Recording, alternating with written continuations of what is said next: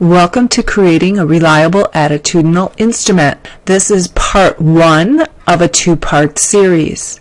There are actually 8 steps in creating a reliable attitudinal instrument, and each of the steps are listed on the screen. For this video, we will be covering steps 1 through 4. Step 1 is defining an attitudinal object.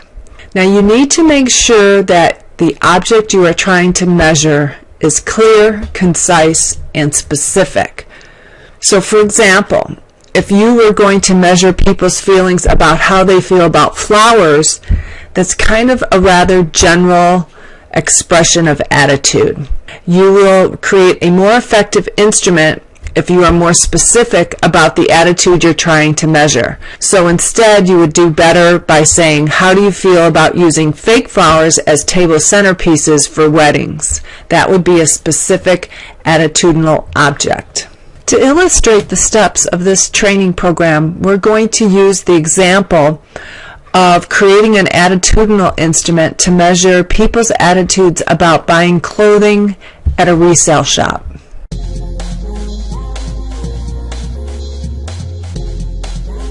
Step 2 is to generate an item pool. And in this step, what it requires you to do is to survey many individuals to collect a well-rounded pool of opinions in regards to your attitudinal object. Now, it's very important that you just don't make up these items yourself, because if you do so, the results you get are going to be poor. The best results are to survey individuals on your attitudinal objects and collect both positive and negative statements that you could end up using on your draft attitudinal instrument. So let me show you an example.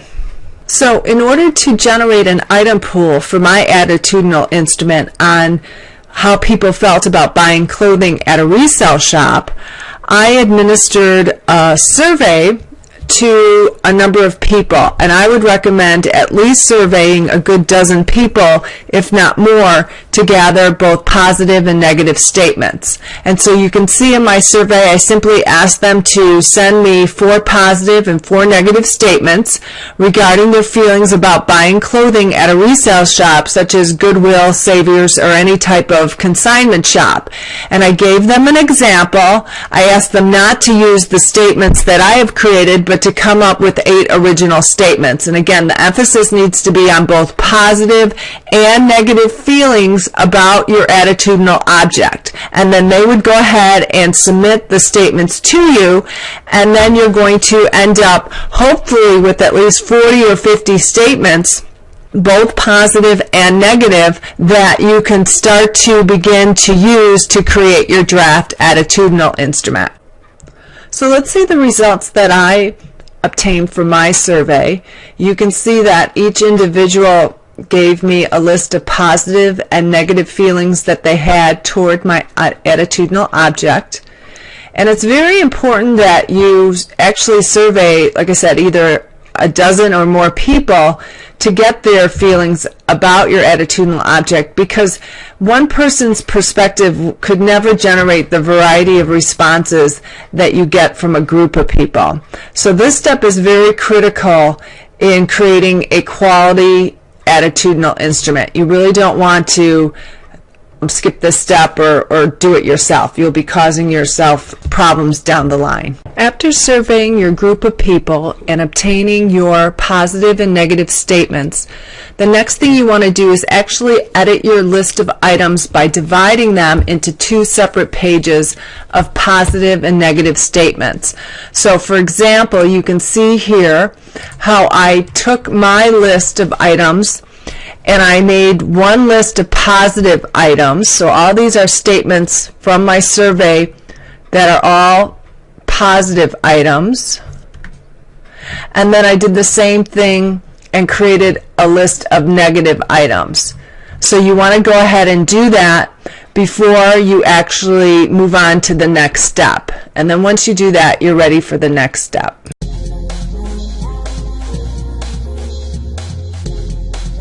The third step is to create a draft attitudinal instrument. And in this step, you're going to have to decide what items from those lists of positive and negative statements that you acquired from surveying those 12 individuals. You need to decide what items to keep for your draft instrument and what items to eliminate. So you're actually looking for the best items. And the first process to determining which are the best items are to follow 8 guidelines. The 8 guidelines are presented on the screen. As you can see, number 1 is that you want to keep between 40 and 50 items, a balance of positive and negative.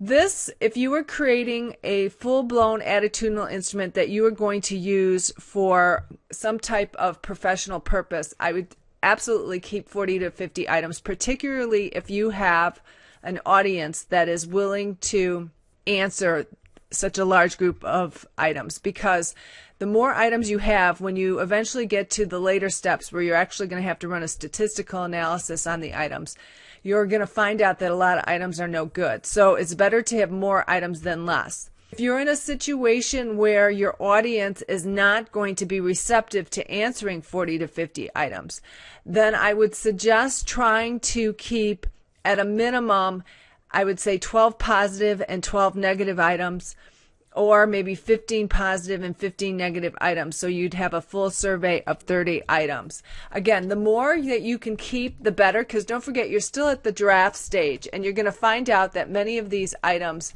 are not really effective for your final attitudinal instrument. So besides keeping at least 20 to, let's say, 30 items collectively, you also need a balance of positive and negative. So if you have 15 positive, you want to shoot for 15 negative to make sure that it's balanced. Otherwise, you'll end up producing a biased instrument. The second thing you have to do is you need to separate or eliminate double barrel items. And I'm going to be showing you examples of this shortly. You want to keep items that are written clearly. You want to keep items that are clearly positive or negative.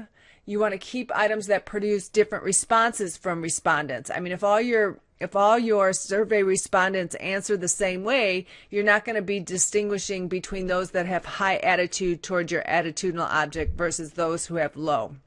6 is that you want to eliminate extremely worded items. So if you always see always or never. Number 7 is to eliminate items that are based on fact, and I'm going to show you some examples shortly. And number 8 is to eliminate items on actual behavior. So those are the 8 guidelines you're going to use to determine which items to keep from your list and which ones you want to eliminate. So let's look at some examples. So let's see how these 8 guidelines factor into the statements that I have for my attitudinal instrument on buying clothing at a resale shop. My first statement on my positive list says, I'm a fan of classic clothes, and for me, shopping at a resale shop always affords me the possibility of finding a classic article of clothing from a different era. So first of all, the first part, I'm a fan of classic clothes, that's really a behavior, and we want to follow guideline 8, which says eliminate any focus on actual behavior. So that part is eliminated. Notice it also has an and. Anytime you see an and, that's typically a double barrel item. A double barrel item is really two statements combined into one. So it's possible, like let's say we were going to use this statement, which we're not, but let's say we were, and if we used it as it stood as written, somebody might be a fan of classic clothing, but then they might not feel that shopping at resale shops affords them the possibility of finding classic articles of clothing from a different era. In other words, you're forcing, a double barrel item forces an individual to state one answer for 2 different items. So anytime you see an and, that should be a red flag that you got a double barrel item. We also have an always here, which is an extremely worded item. And this statement doesn't really indicate a positive or negative attitude about shopping for resale. It's more or less kind of just making a statement of fact based on this person's behavior. So it's really not a good statement for our attitudinal instrument. We're going to eliminate it. So we go down to the next one. There's a certain type of person that generally shops at resale shops. This kind of doesn't really say anything about resale shops. It's not positive, it's not negative. We're going to eliminate that one too. Number 3, most resale shops are extremely affordable, and then they give an example. We don't really care about this last part, but this part here, most resale shops are extremely affordable. We're going to keep that statement because it is possible that some people might agree with that and other people may not. So we're going to keep that as one of our items. When we go down to the next item, it says, I enjoy the fact that clothes you find in resale shops are generally reflective of the neighborhood that the shop is in. Again, that's really kind of a statement of fact, and that violates guideline number 7. So we're going to eliminate that. The next statement says clothes are so much cheaper at resale shops. Once again, we're going to keep that because some people may agree with that and some people may not, because sometimes resale shops are not that cost effective. So we're going to keep that. The next item says kids get great use out of resale clothes because they outgrow sizes fast. Once again, that's a statement of fact, so that violates one of our guidelines, so we're going to eliminate that. The reason why we're eliminating these things are because, again, our whole goal of creating an attitudinal instrument is to try to measure people with various attitudes. We want to distinguish between those with high attitudes and those with low attitudes.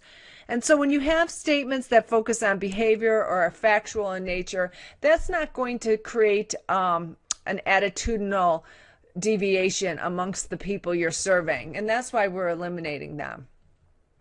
So like here, I like finding vintage items. Again, that really doesn't state, that's sort of more behavioral, so we're eliminating that. But number 10, where it says there are many high-end items in good condition for low prices, that we're actually going to keep because some people may agree with that and some people may not. Again, I like looking for jeans that are broken in. That's a statement of behavior, and we want to eliminate that. If you go through some of these other items on the screen here, you'll see that, again, I enjoy purchasing things at a low price. Again, that's an item focusing on behavior, actual behavior, so we're going to eliminate that. Number 14, however, thrift stores are an opportunity to develop your own unique sense of style. We're going to keep that because that actually could, some people might agree to that, some people may not. I would think those people who don't like shopping at resale shops would probably think, no, you're not going to have a sense of style unless they're being sarcastic about it. So we might find out that really the statement isn't that good, but we'll see. We're going to keep it in for now. Let's look at 17 here. Here it says, secretly I'm obsessed with resale shopping. That's a behavior, so we're going to get rid of that. Then it says, always buy things I may not need because I feel like I would be passing up a deal. Now that's kind of an interesting statement, which I think we could use if we edited the statement. And it's actually kind of a negative, which we're going to end up moving it to the negative list. But when I rewrite this, I wrote, resale shoppers buy things they don't need in order not to pass up a great deal.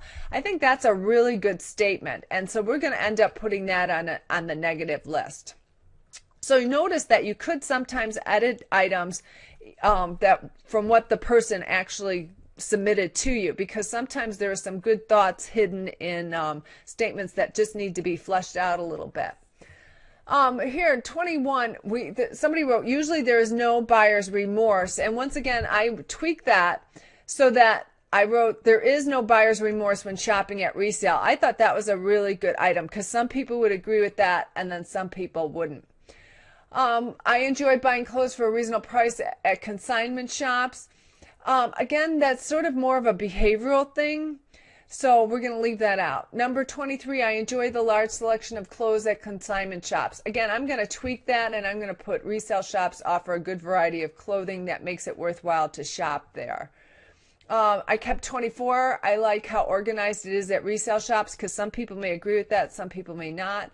I kept 25. I always receive nice compliments when I wear clothes from my consignment shop.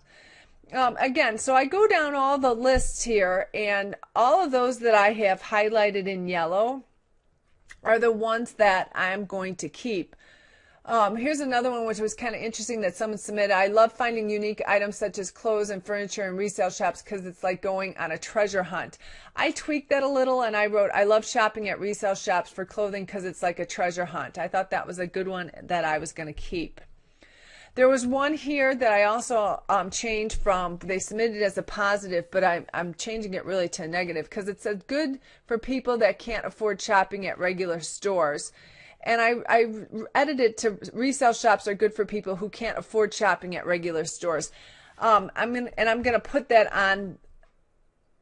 Actually, I wonder if I should put that on the negative. Resale shops are good for people who can't afford shopping at regular. Yeah, I put that on a negative because it's kind of an attitude against resale shops. It's what it's saying. What they're saying is that only those people who can't afford shopping at regular stores shop at resale shops. I'm putting it on the negative. I may find when I do the statistical analysis that maybe that will turn out to be a poor item. But for now, we're going to leave it. And then I've kept these others on there as well.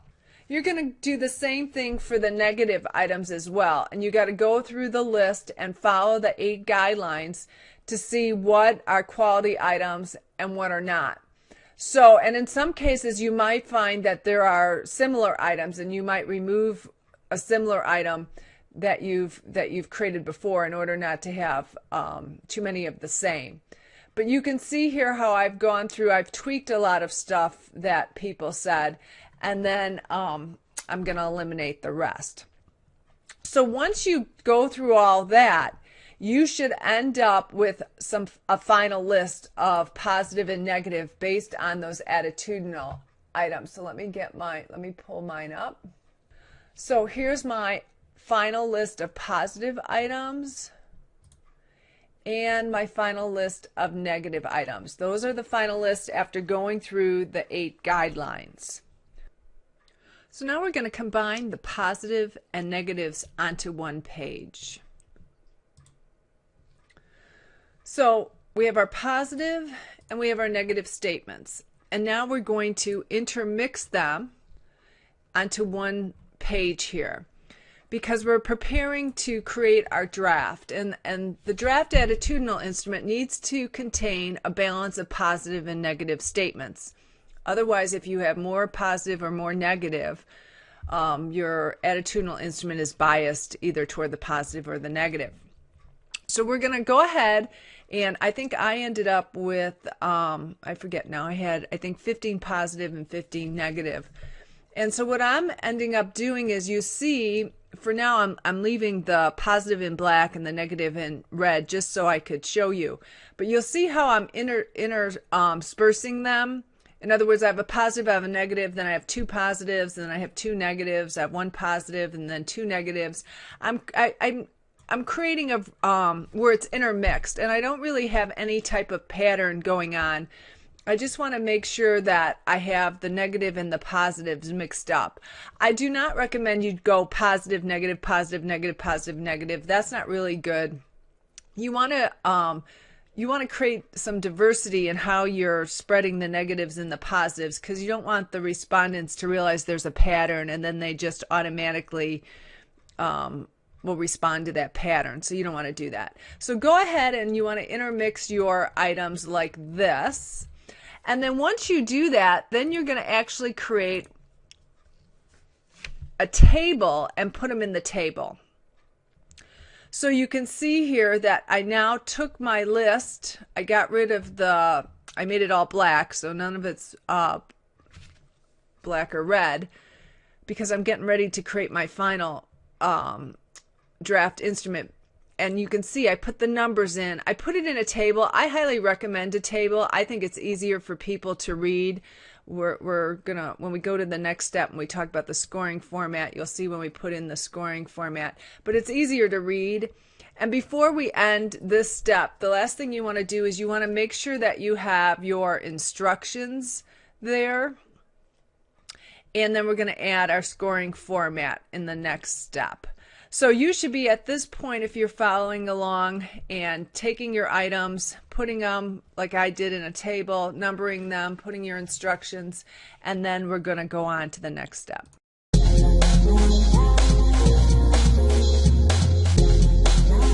Step 4 is selecting a scoring format. Now, for the purposes of our attitudinal instrument, we're going to use what would be considered a traditional scoring format, which is really going to be from strongly agree to strongly disagree.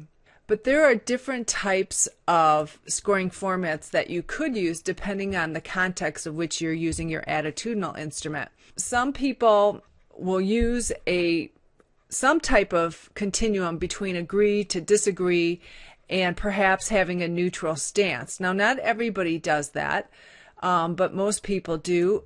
Typically, you see a scale that runs from strongly agree to strongly disagree, where there's also some type of neutrality in the center. But sometimes people choose, rather than having neutrality, they'll choose a forced response. So, for example, when you have a 1 to 5 scale from, let's say, strongly disagree to strongly agree, there is a neutral ground because there's 5 different responses one can choose. So you could be indifferent and pick that number 3. Sometimes researchers, though, do a 1 to 6 scale where 6 equals strongly agree and 1 equals strongly disagree. But there is no neutral. They're forcing you to pick one end of the continuum or the other because it's an even amount. Sometimes researchers will even enhance the scale with a larger spread. So they might go from 1 to 10. So 10 being strongly disagree, 1 being strongly disagree.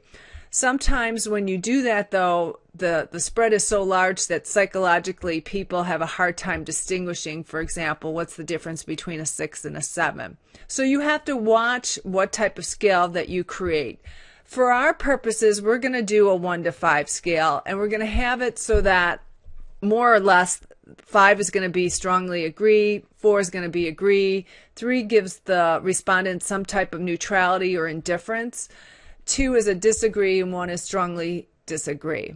So when we go back to our instrument, we actually will go back to that table and we're going to put in our scale.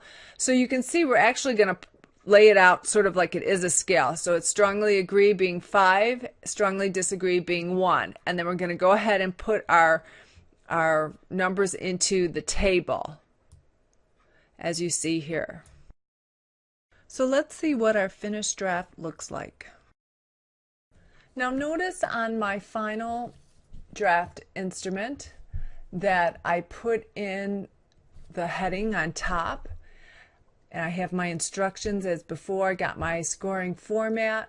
I also put thank you for your participation at the bottom, and I also decided to break the survey into 2 pages.